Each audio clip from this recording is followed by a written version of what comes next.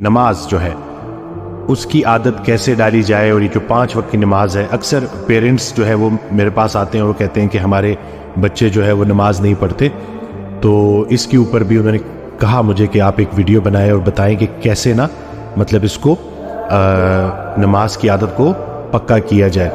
تو رسول اللہ صلی اللہ علیہ وسلم کی ایک حدیث ہے جس کا مفہوم ہے کہ اگر لوگوں کو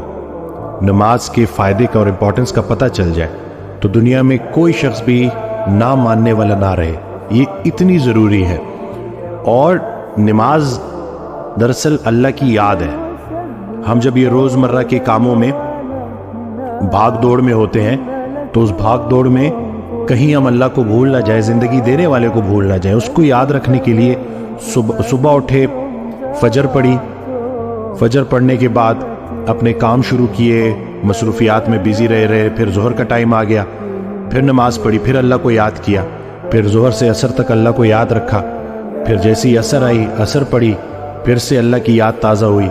پھر عصر سے مغرب کے بیچ میں اللہ کو یاد رکھا، اور پھر عصر سے مغرب کے بیچ میں جو اللہ کو یاد رکھا کام بھی کیے اور اللہ کی یاد بھی قائم رہی۔ پھر جب مغرب آئی تو مغرب میں پھر وہ یاد تازہ کر لی، پھر عشاء پڑھی اور عشاء کے بعد باوضو سو گئے۔